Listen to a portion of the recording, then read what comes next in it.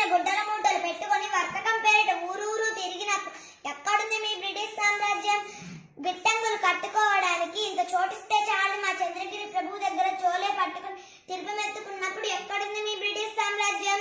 ఇది నా మాతృభూమి. ఇక్కడ నేల పవిత్రం, గాలి పవిత్రం, నీరు పవిత్రం, నదులు కొండలు సమస్తం పవిత్రం. ఈ జన్మకే కాదు వేల జన్మలకైనా ఈ పుణ్యభూమిలోనే పడతాను. నా ప్రజల సమస్యలకై పాటు పడతాను. స్వరాజ్యం అంటే ఒకరిస్తే పుచ్చుకునే విచ్చం కాదు, పోరాడి గెలుచుకోవాల్సిన హక్కు, రక్త మాంసాలు దారిపోసి రక్షించుకోవాల్సిన వరం.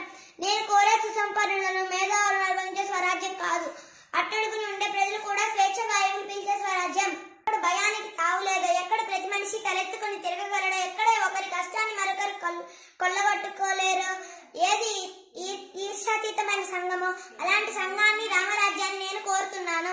దాన్ని మీ చట్టం సాధించనివ్వదు. రూదర్ఫోర్డ్. ఆవేశం ఎండకు ఎండుతూ వానకు తడుస్తూ రేయింబవల్లో శ్రమించిన ఒక్క అరపూట అన్నానికి నోచుకొని నిర్భాగ్యులు నా ప్రజలు. చాలీ చాలని బట్టలు శరీరాన్ని కప్పలేకపోతే అవమాన భారంతో సిగ్గుపడే నా చెల్లెళ్ళు, తల్లిపాలు లేక తాగడానికి కనీసం గంజి కూడా లేక ఏడ్చి ఏడ్చి సమ్మసిల్లే పసిబిడ్డలు, వాళ్ళని చూసి ఆవేశపడక నీతో మంతనాలు చేయనా? నీ దుష్టరాజ్యం మా జాతిని సర్వనాశనం చేసింది రూదర్ఫోర్డ్. ఆ కన్నీటి ప్రవాహం